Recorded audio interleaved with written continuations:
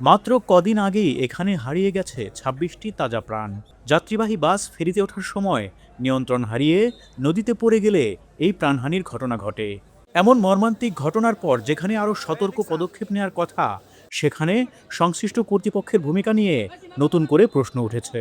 কারণ আজ আবারও দৌলতদিয়া ফেরিঘাটে নিয়ন্ত্রণ হারিয়ে একটি বাস ডুবে যাওয়ার ঘটনা ঘটেছে। শুক্রবার সকাল ৯টার পর এসবি পরিবহনের বাসটি দুর্ঘটনার শিকার হয়।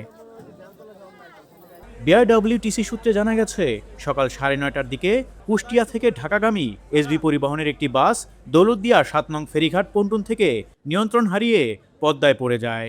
তবে এখন পর্যন্ত হতাহতের খবর পাওয়া যায়নি।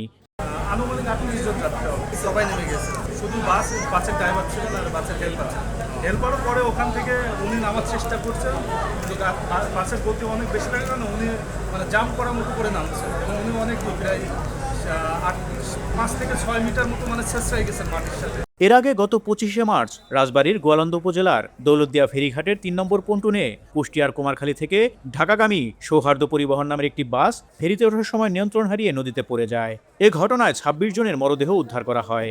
আজ আবারও যাত্রীবাহী বাস নদীতে পড়ে যাওয়ার ঘটনায় জনমনে আতঙ্ক ছড়িয়ে পড়েছে।